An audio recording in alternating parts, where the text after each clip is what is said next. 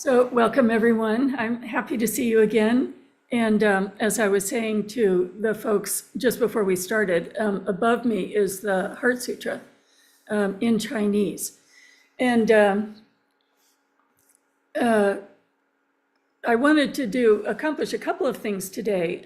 First of all, an overview of why we're studying this topic and where we're going with it. So we have actually accomplished pretty much the hardest part in terms of the Heart Sutra. And we're going to work on no defilement, no purity, and no increasing, no decreasing, a little bit more, so it's more clear before we leave that aspect of it. But then we will have concluded the basic introduction to the explanation from the perspective of the Heart Sutra of emptiness or absence of an inherent self. So my expectation is that we will bring the study to a conclusion in the next month. And after we conclude, I'll be going into retreat and I'll be leaving some interesting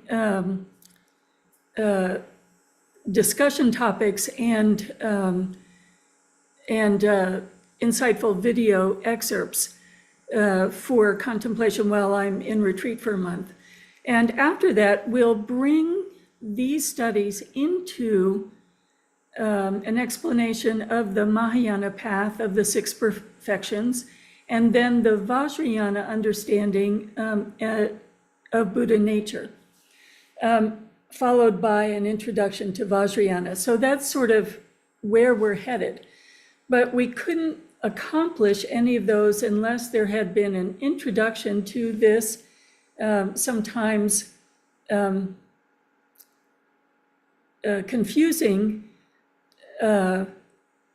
topic of what does non-self mean, what does inherent, no absence of an inherent self mean, and why is it that the Heart Sutra is the most recited text across all of Buddhism. So I was really concerned 2 weeks ago when we were talking about no defilement, no purity, that there wasn't a but in the discussion. And then I was very happy that last week there was a lot of but in the discussion. It shows me sort of how people are taking this in, particularly when we are just looking at small phrases week to week. So when we think of Buddhism as a teaching, essentially, we are following in the footsteps of the Buddha, looking at our direct experience and analyzing that experience. And when the Buddha analyzed his experience, he found 4 things to be true, which we call the 4 Dharma seals. He saw the truth of impermanence. I think everybody is understanding well what impermanence is. We know that we see the seasons changing, and we know that subtly we see thoughts changing moment to moment to moment. Our whole reality changing moment to moment to moment with each thought, each new perception. He saw that suffering is caused by afflictive emotions. So afflictive emotions are the big aspects of anger and jealousy and greed, etc., but it's also the subtle ignorance that creates this separate, isolated illusion of a self. The 3rd seal is that all things are empty in nature, or non-self, and we have learned now 4 I words that clarify what we mean by this empty in nature, non-self: impermanence, interdependence, interconnection. Oh my goodness, it's 5 I words. Interbeing and interpenetration. So all of these descriptors clarify what we're talking about when we say things are empty in nature, that they're empty of a separateness. And the 4th Dharma seal is that, in fact, there is an absolute enlightenment or peace. So the 4 Dharma seals: impermanence, suffering, the causes of suffering, emptiness in nature, all things are empty in nature, and there is a release, a liberation, an enlightenment or peace. So what we're doing in this class is following in the footsteps of the Buddha and examining what do these mean, and do we have the same experience of seeing that they ring true for us. So there's no law that you have to see exactly what the Buddha saw, that you can't think or see differently, but this is an invitation to really examine what the Buddha saw, what we experience, and see if it rings true. So we're not trying to find commonalities in the big picture of all spiritualities. We're trying to examine the particulars of what the Buddha experienced and see and examine how does that relate to our experience. And we have to be particular because our tendency of Westerners is to sort of construct our own version of spirituality, accept some things, let go of some things, take a piece of this, and say, oh, it's sort of an amalgam of all these things, but have we thoroughly examined all of those things, and do all of them hold true? When we look really carefully and really minutely. And is there this clarifying experience that the Buddha is pointing to?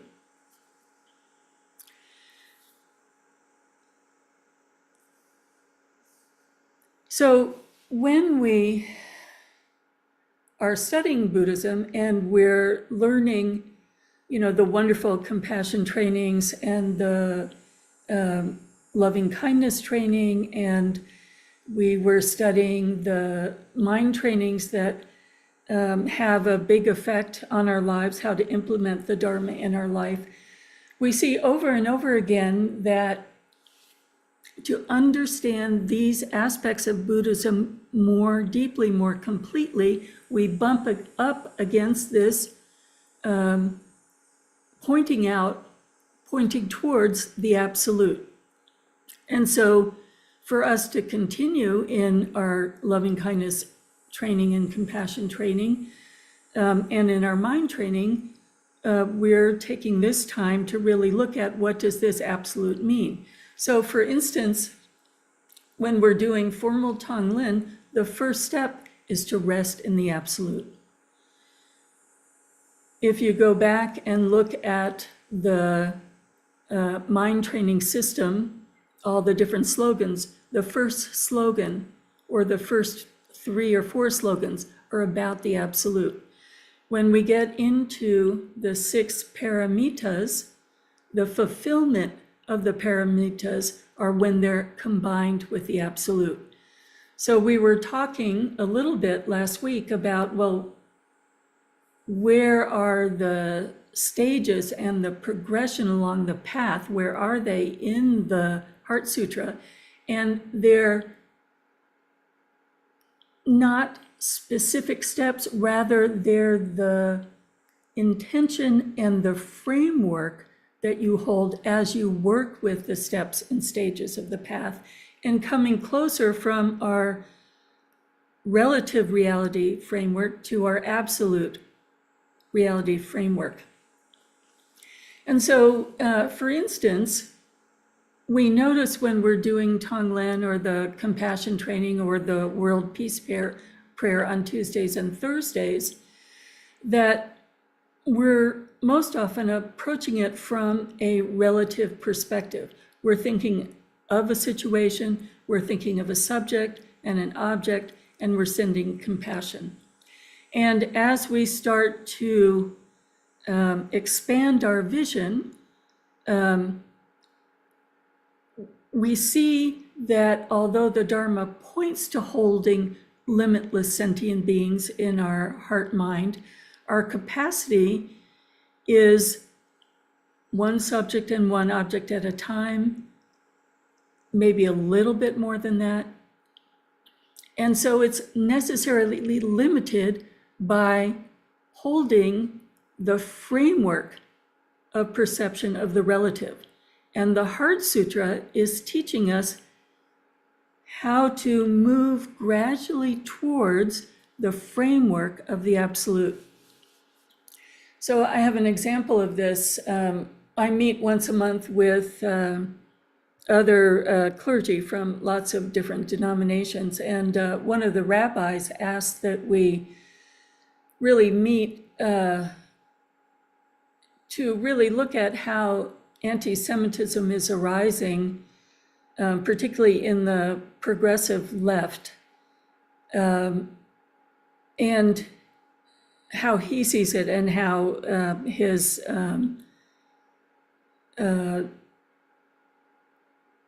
how other rabbis in his progressive group are seeing it. And essentially, he was pointing out that there's a tremendous amount of compassion and urgency being generated towards Gaza, towards the children, towards the unfolding genocide, but not, from his perspective, any time for even the tiniest whisper of a voice to include the hostages. So this discussion that we were having really made me contemplate how we were approaching our compassion practice, and it pointed again to the limits of when our compassion practice is generated by the mind, which is dependent on subject and object, and when our compassion practice can open up to the absolute, or we might say the beingness of compassion. An example that is often given is an example of perspective. So that if you think of the perspective we have from the earth looking up at the sun and the perspective of the sun. So the perspective from the earth looking up at the sun, we see that it's warming, it shines, but there are areas of shade, that it helps the crops grow. There are different names for it in different languages. In some spiritual paths, it's deified. There are all these perspectives looking up at the sun. But from the perspective of the sun looking down, the sun is just shining. It's not intentionally shining here and there. It's not naming itself. It's simply shining.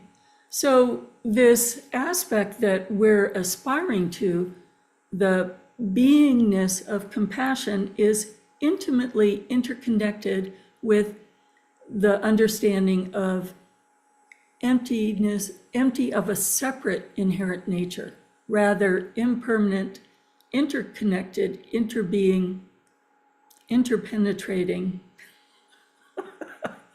all the I words. So I wanted to give you a quote from the beginning of Karl Bernholzer's The Heart Attack Sutra as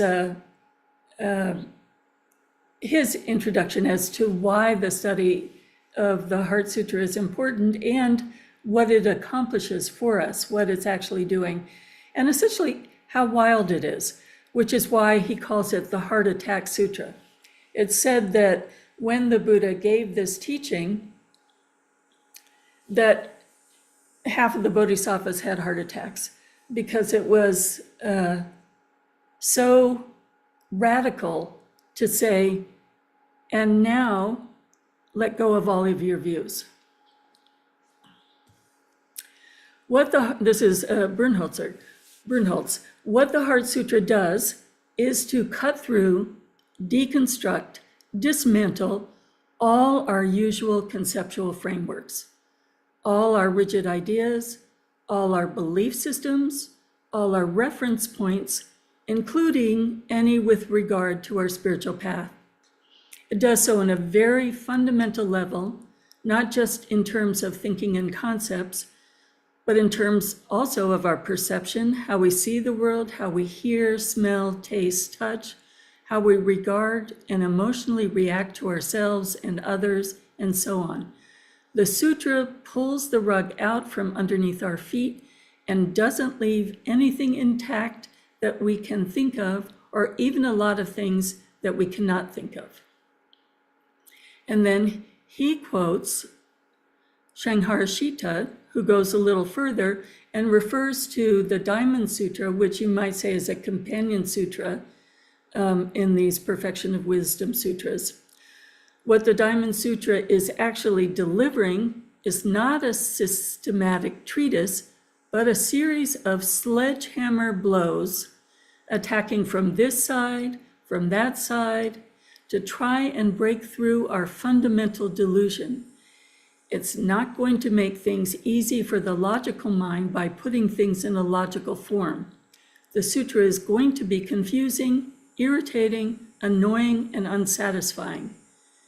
And perhaps we can't think of it to be otherwise. If it were set forth neatly and clearly, leaving no loose ends, we might be in danger of thinking we had grasped the perfection of wisdom.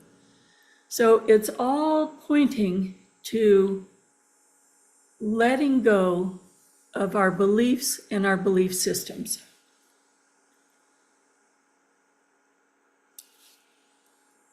Because they are necessarily limiting from the perspective of the absolute.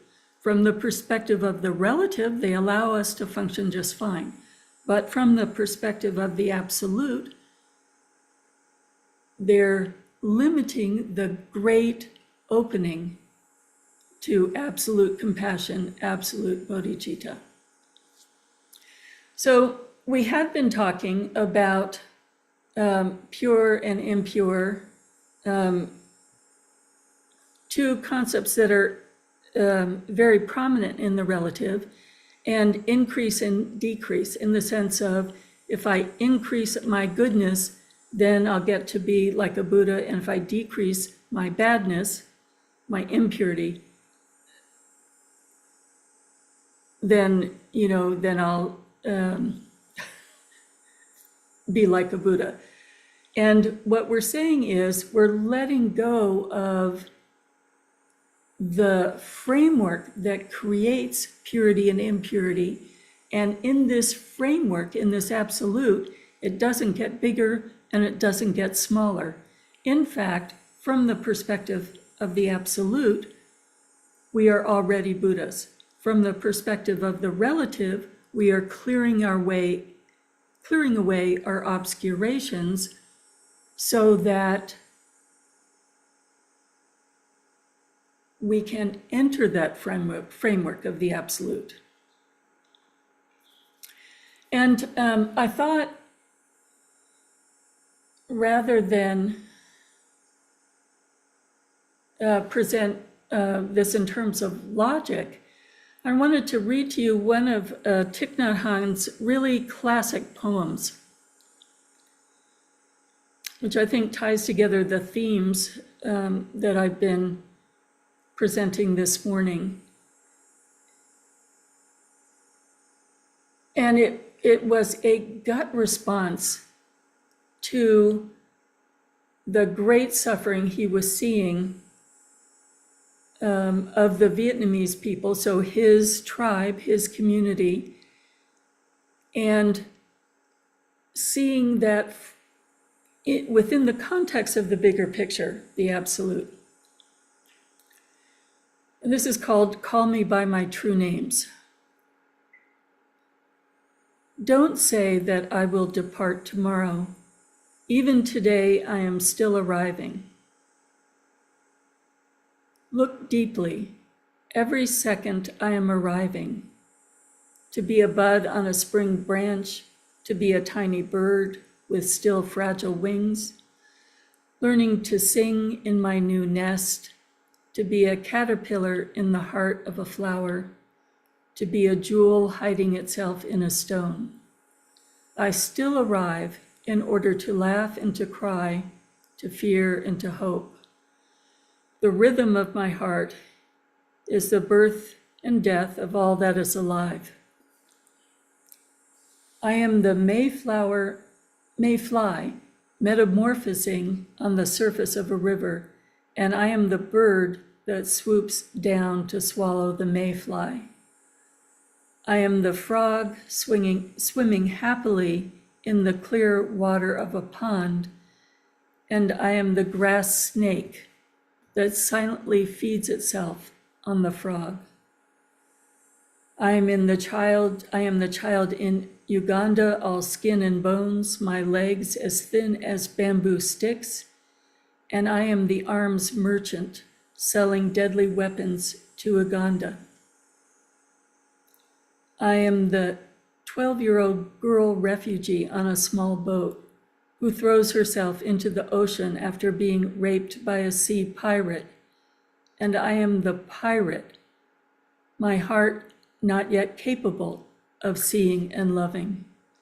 I am a member of the Politburo with plenty of power on my hands, and I'm the man who has to pay his debt of blood to my people, dying slowly in a forced labor camp. My joy is like spring, so warm it makes flowers bloom all over the earth. My pain is like a river of tears, so vast it fills the four oceans. Please call me by my true names, so I can hear all my cries and all my laughter at once, so I can see that my joy and pain are one. Please call me by my true names, so I can wake up, and so the door of my heart can be left open, the door of compassion.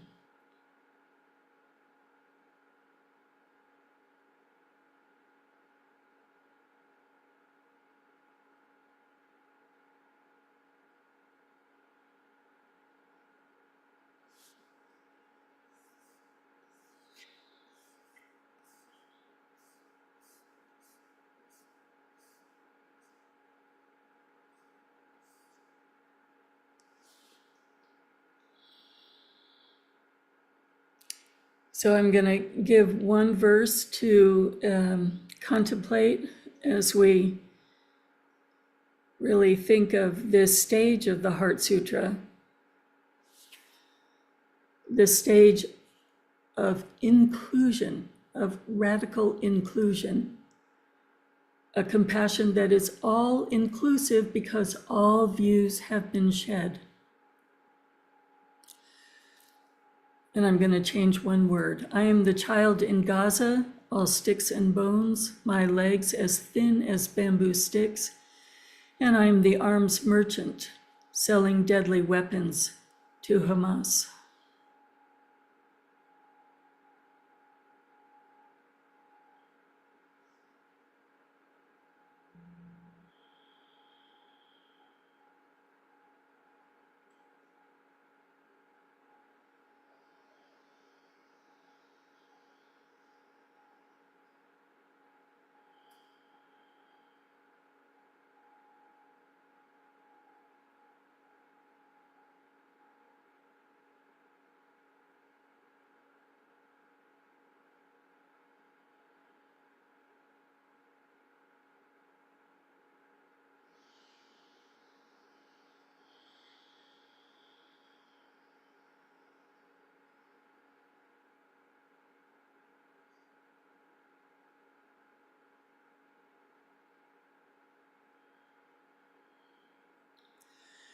I am the child in Gaza, all skin and bones, my legs as thin as bamboo sticks, and I am the soldier pulling the trigger, sending deadly bombs into Gaza.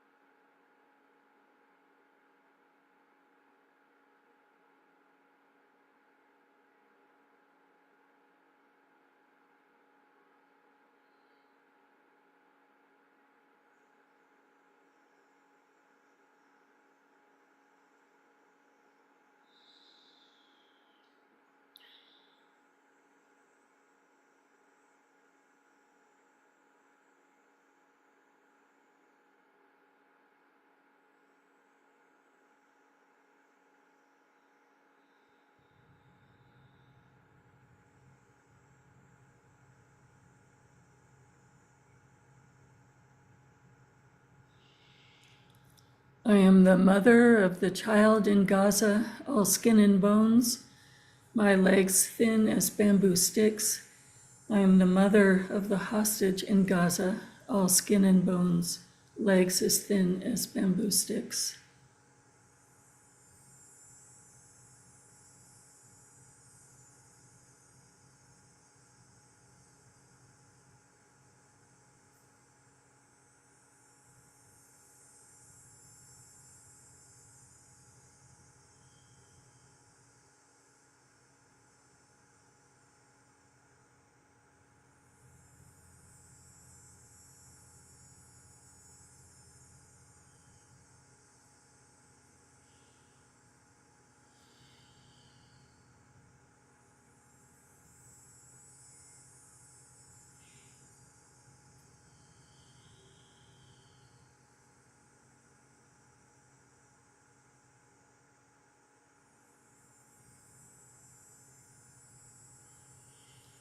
I am the children in war zones, all skin and bones, and I make and sell the weapons.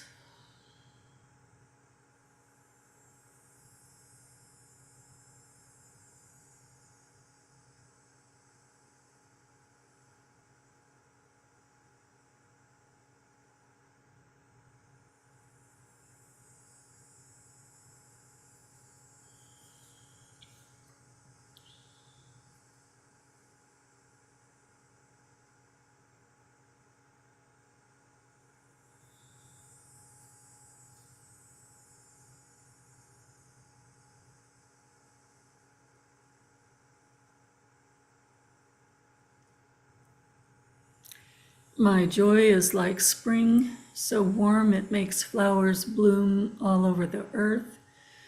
My pain is like a river of tears, so vast it fills the four oceans.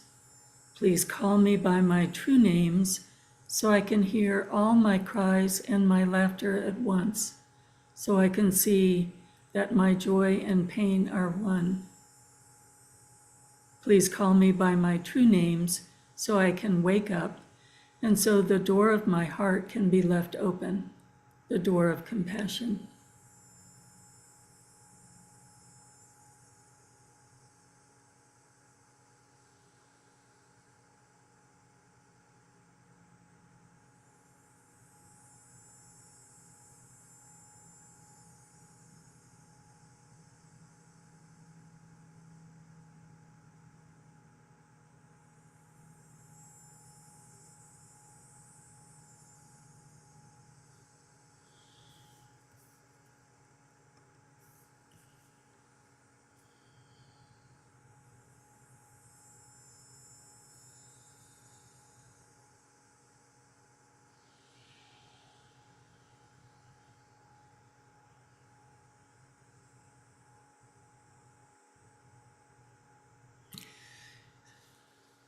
So coming back, and just to be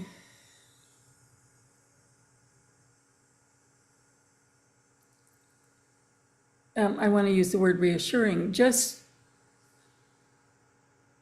to again emphasize that this is a path of opening, a path of unfolding, and we're all at different levels of understanding. But each level of understanding is important and useful. So for instance, all across Asia, people write the Heart Sutra in calligraphy, and that's considered a meditation practice. They don't necessarily seek to understand every single concept. It's considered tremendous to encounter the Heart Sutra and to copy it. Some people find the recitation to be just tremendously beneficial, and that's a whole practice. And we're dipping our toe into the water of understanding it, but it's perfectly all right if right now just saying the mantra is where you are, or reading the prayer through and allowing your mind to just soften and be receptive to examining how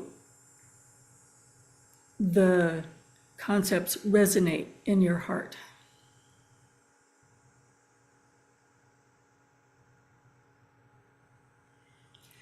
There's no expectation of immediate understanding. In fact, the direct breakthrough of emptiness is, not a predictable thing, nor is it something that is without great effort in your meditation practice. However, a softening and gradual clarification of blossoming is the more usual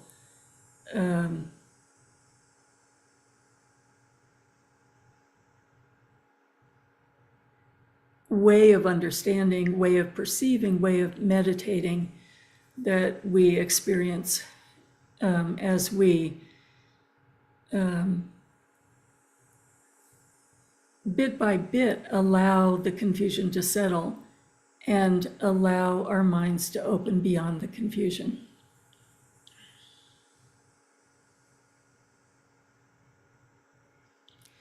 My favorite example is actually watching a tulip grow. So there's a seed, and then there's the sprout and the stalk. It's our meditation practice, and it gets leaves, and it gets those petals. And then the petals just totally open wider and wider and wider. And then one day all the petals drop away. So those are eventually all of our views dropping away into complete openness. So I'm going to do a short dedication. We'll stop the live stream and then have our own discussion. Bodhicitta, excellent and precious mind, where it is unborn, may it arise. Where it is born, may it not decline, but ever increase higher and higher.